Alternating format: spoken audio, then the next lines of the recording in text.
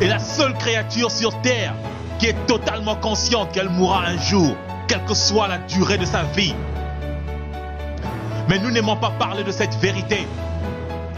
Quand on parle de la mort ou de l'enfer, les gens ont tendance à éviter ou à changer de sujet, comme ils changent les chaînes sur leur poste de téléviseur. La vérité, c'est que la mort est toujours à notre portée. Chaque heure, 6461 personnes meurent dans le monde. Et vous et moi pouvons être les prochains sur la liste. C'est pour cela que nous devons explorer ce sujet. Que se passe-t-il lorsqu'on meurt? Certains diront que c'est la fin de l'existence. Oui, plus rien. D'autres diront qu'ils se réincarneront en d'autres créatures. Et d'autres pensent qu'ils se transformeront en une sorte d'énergie cosmique. Mais que se passerait-il si vous aviez tort? La Bible dit dans Hébreux 9, 27, il est réservé aux hommes de mourir une seule fois, après quoi le jugement.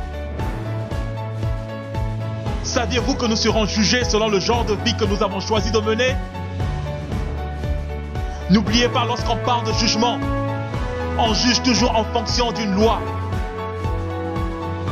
Et Dieu nous a donné ces lois. Mais nous vivons comme s'il n'avait pas donné de loi. Après la mort, il n'y a que deux options. Le royaume des cieux ou l'enfer. Ceci peut vous paraître étrange. Mais d'après la Bible, la plupart des gens vont en enfer. Les voleurs, les tueurs, les adultères, les prêtres, les pédophiles, les pasteurs, les homosexuels, les chrétiens, les juifs, les musulmans, les bouddhistes, les fornicateurs, les stars de musique, les envieux, ceux qui sont incapables d'aimer ou de pardonner, et la liste continue. Jésus-Christ, de son vrai nom, Yeshua HaMashiach, notre Seigneur et Sauveur, nous a dit lui-même que la plupart des gens vont en enfer. En effet, dans Matthieu 7, 13 à 14, Yeshua dit: entrez par la porte étroite, car large est la porte, spacieux est le chemin qui mène à la perdition. Et il y en a beaucoup qui entrent par là. Mais étroite est la porte, resserré le chemin qui mène à la vie. Et il y en a peu qui les trouvent. Il y en a peu qui les trouvent. Il y en a peu qui les trouvent. Qu'est-ce que cela veut dire? Cela veut dire que nous avons défini notre salut selon notre propre standard et non selon le standard et la norme établie par Dieu. Car entrer par la porte étroite et marcher sur le chemin resserré demande beaucoup de discipline spirituelle et physique. Ce n'est pas en vivant dans la médisance, le mensonge, l'ivrognerie, la fornication, l'idolâtrie des musiciens de ce monde corrompu que vous rentrerez par la porte étroite et que vous marcherez sur le chemin resserré.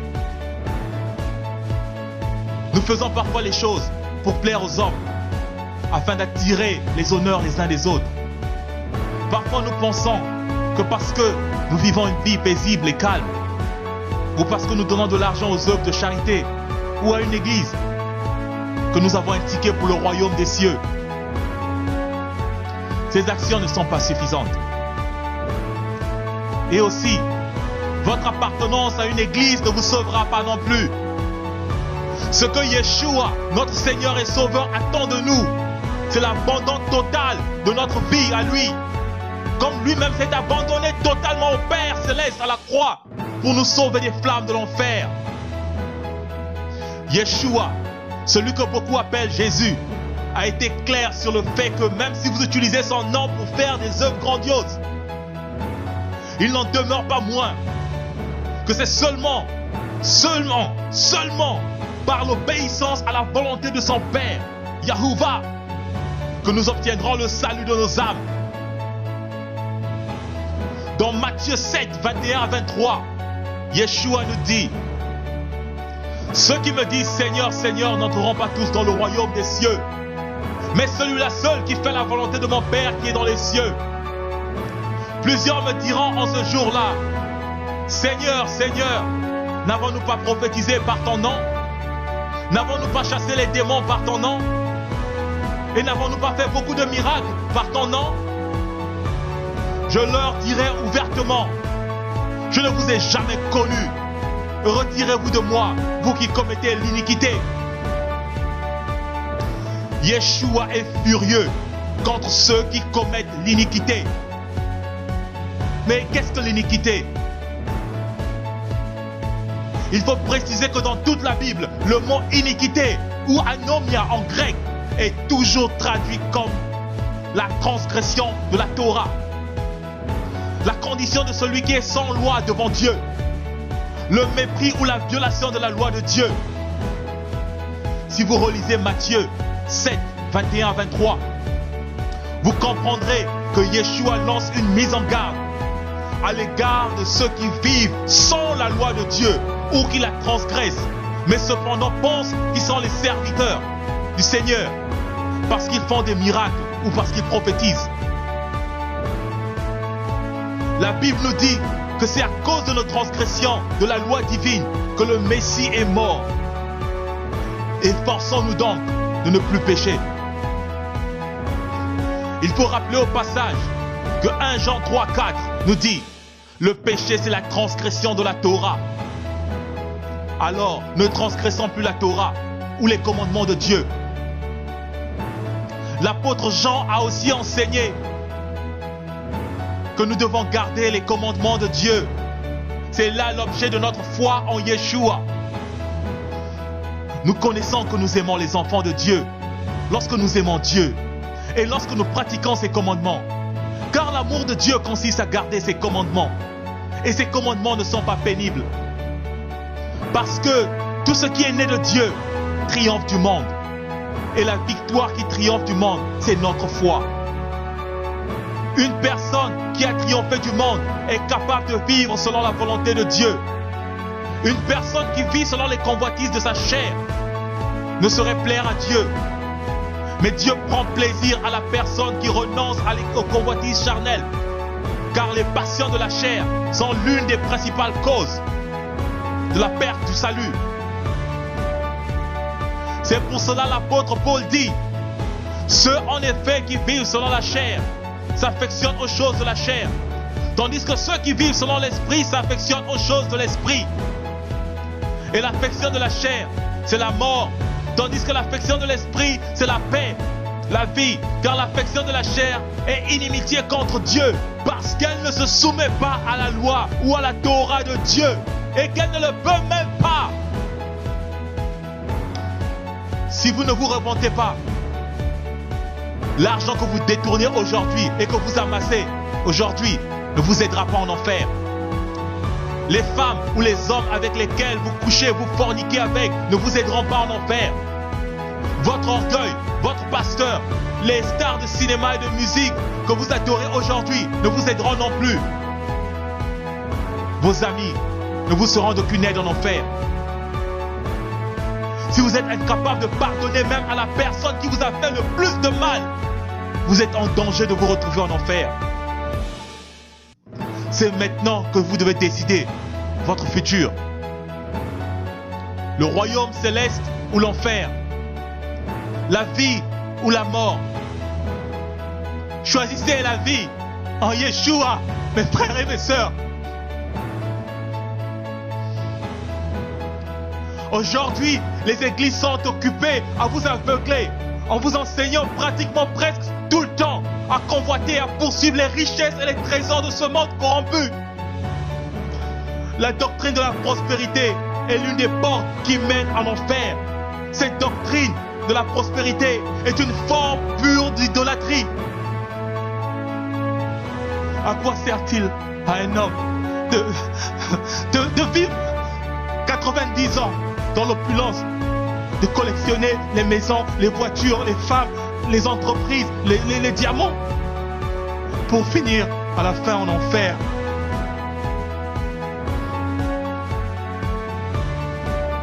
Yeshua, notre Seigneur, a dit, cherchez premièrement le royaume des cieux et sa justice. Et toutes ces choses vous seront données par-dessous.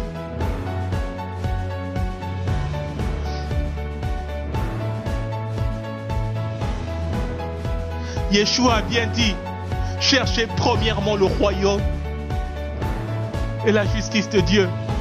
Il n'a pas dit cherchez premièrement ces choses. Mais il a dit que ces choses vous seront données sans que vous les demandiez.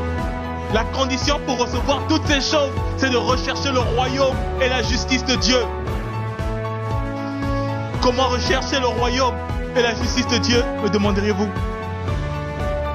C'est en vivant selon les commandements de Dieu. C'est en détruisant chaque jour qui passe le péché dans notre vie. C'est en aimant notre prochain. C'est en prenant soin du pauvre, de la veuve, de l'orphelin, car ces personnes sont précieuses aux yeux de notre Dieu. C'est en faisant de Yeshua, HaMashiach, notre Seigneur, notre Sauveur, le maître de notre existence. Aujourd'hui encore, plusieurs personnes mesurent le degré de leur relation avec Dieu par rapport à leurs avoirs, par rapport à leur argent, par rapport à leurs possessions matérielles. Souvenez-vous que le diable aussi avait offert des bénédictions et la gloire à notre Seigneur Yeshua. Ce n'est pas parce que vous avez un bon travail, une belle maison, une belle voiture, que Elohim est forcément l'auteur de ces bénédictions. Ce n'est pas parce que votre entreprise prospère que c'est forcément la bénédiction de l'Éternel.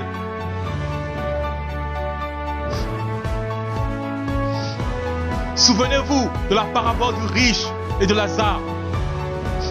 Lazare qui n'avait rien de toute sa vie se retrouva dans un lieu de réconfort. Lazare avait appris dans cette difficulté à glorifier le Père pour chaque miette de pain qu'il mangeait. Mais le riche, qui de toute sa vie n'avait pas compris ce que c'est que l'amour, n'avait jamais pourvu aux besoins du pauvre.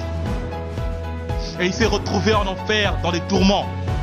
Le riche avait brisé la règle d'or. Tu aimeras ton prochain comme toi-même. Depuis les flammes de l'enfer, le riche a demandé au père Abraham d'envoyer quelqu'un prévenir sa famille, prévenir le monde que l'enfer est réel. Père Abraham qui a vécu des siècles longtemps avant Moïse a dit aux riches, ils ont Moïse et les prophètes. S'ils n'écoutent pas Moïse ou les prophètes, ils ne se laisseront convaincre. Même si une personne d'entre les morts revenait pour leur parler de ces choses.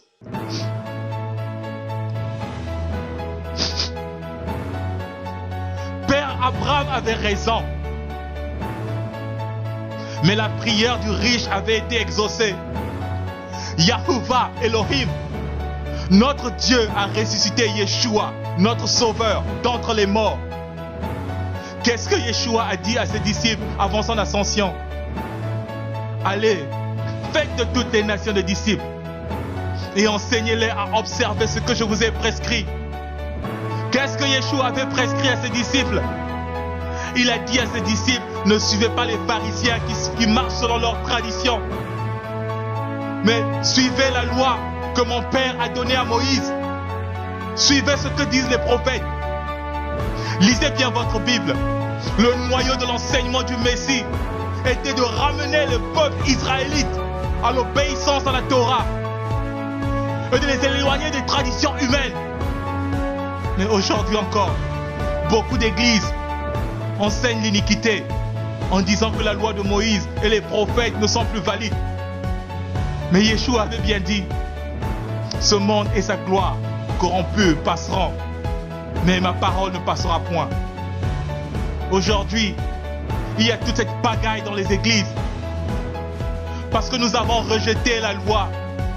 Laissez-moi vous rappeler que le mot iniquité veut dire vivre sans la loi de l'Éternel, Adonai, ou transgresser la loi de Dieu.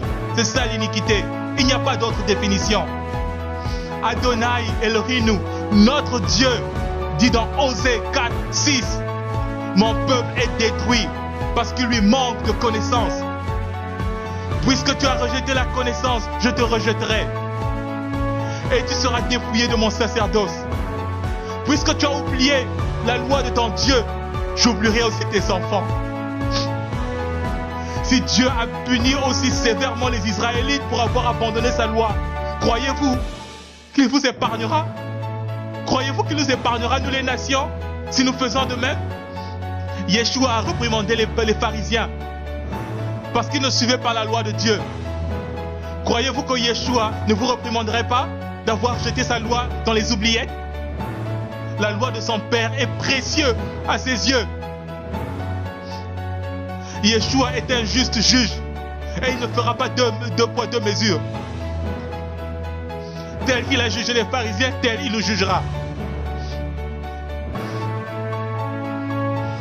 Les hommes peuvent se moquer et faire toutes sortes de blagues sur l'existence de l'enfer. Certains d'entre nous faisant des efforts pour ne pas y penser ou d'y croire. Mais il n'en demeure pas moins que l'enfer est bel et bien réel. Il existe bien. C'est un endroit réel. Un lieu de tourment et de torture perpétuelle. Vous croyez que j'ai envie de vous foutre la trouille, hein? Eh bien, vous ferez bien d'avoir peur et de trembler, de prendre la bonne décision avant qu'il soit trop tard pour vous. Beaucoup de gens n'aiment pas ce sujet, car cela blesse leurs sentiments. Mais nous savons tous que la vérité blesse. Et c'est cette même vérité qui conduit à la vie, mes frères et mes sœurs. Car elle nous délivre, elle nous délivre, elle délivre le peuple des chaînes de l'ignorance. Nous sommes devenus tellement ignorants. Vous avez entendu des pasteurs ou des chrétiens vous dire que Dieu est amour. Il est tellement amour qu'il n'enverra jamais quelqu'un en enfer. Il est vrai que Dieu est amour, mais il est aussi justice, il est aussi sainteté. Vous devez savoir que Dieu est saint et il ne peut pas coexister avec le péché. Si vous tenez à vivre dans votre péché, Dieu vous rejettera. Psaume 5, versets 5 à 6. Car tu n'es point un Dieu qui prenne plaisir au mal. Le méchant n'a pas sa demeure auprès de toi. Les insensés ne subsistent pas devant tes yeux. Tu es ceux qui commettent l'iniquité, ceux qui brisent la loi, ceux qui vivent sans la loi. Dieu est ceux qui commettent l'iniquité, mais il prend plaisir à la repentance du pécheur. Il n'est pas trop tard pour se repentir. Dieu, par son Fils Yeshua, a un fervent désir de purifier et de sauver tous ceux qui viennent à lui d'un cœur sincère. Pour sauver l'homme de la condamnation du péché, une condamnation qui conduit en enfer, Dieu a envoyé son Fils unique Yeshua HaMashiach payer le prix de notre rédemption à la croix.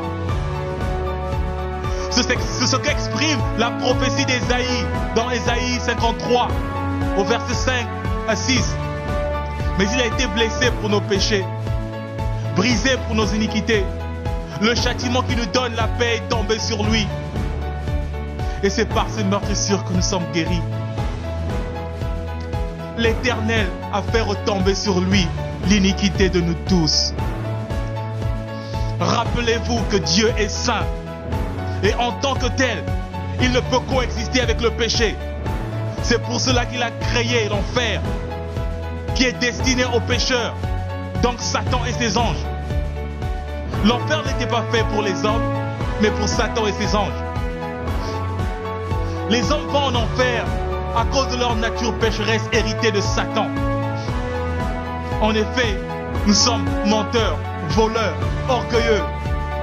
Nous sommes incapables de pardonner ou d'aimer. Nous sommes cupides et j'en passe.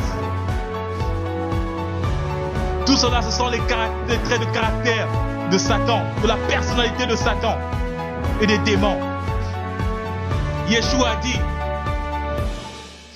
car c'est du dedans, c'est du cœur des hommes que sortent les mauvaises pensées, les adultères, les impudicités, les meurtres, les vols, les cupidités, les méchancetés, la fraude, les dérèglements, le regard envieux, la calomnie, l'orgueil, la folie.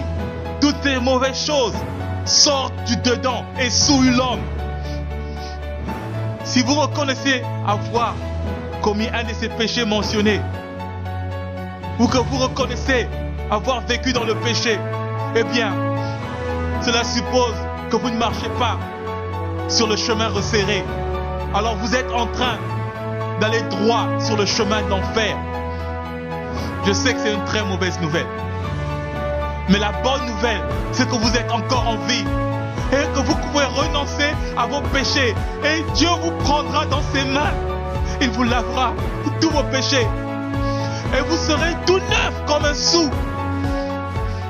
Quelle que soit ta vie, quel que soit ce que tu as fait de mal, je t'en prie, mon frère, ma sœur, avec des larmes aux yeux, je te supplie de venir à Yeshua.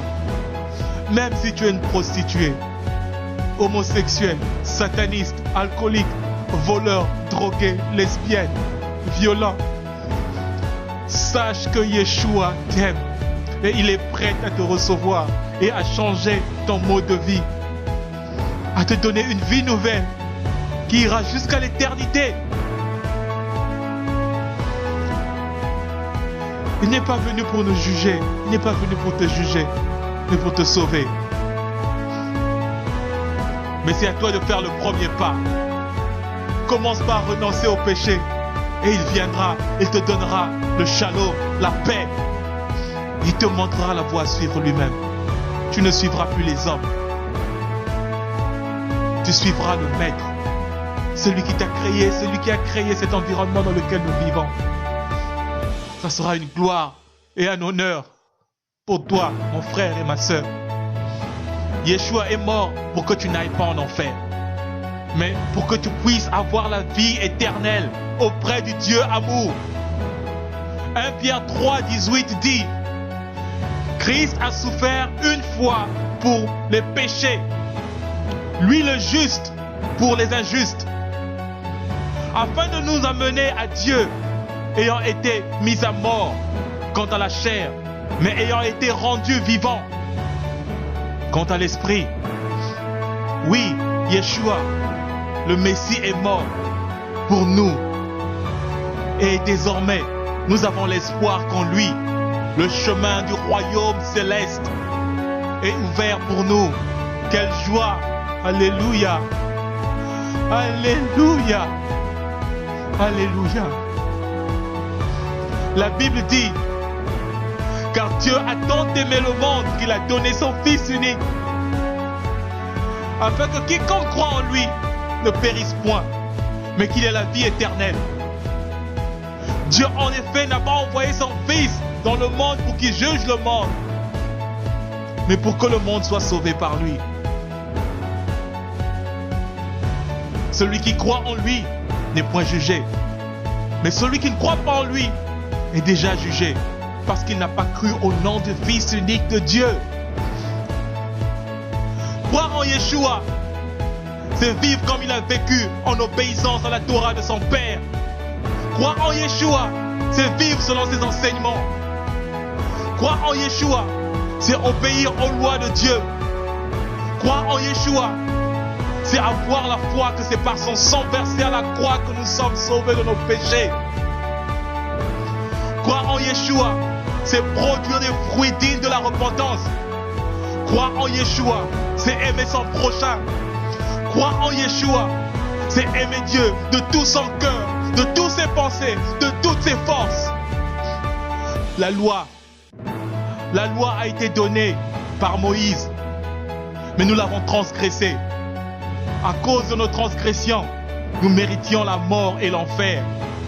Mais la grâce est venue par Yeshua le Messie, car il est mort pour nous.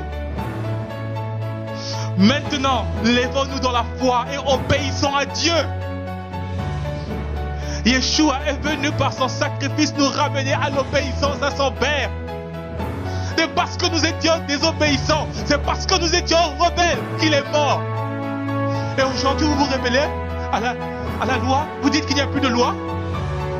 Qui vous a dit ça?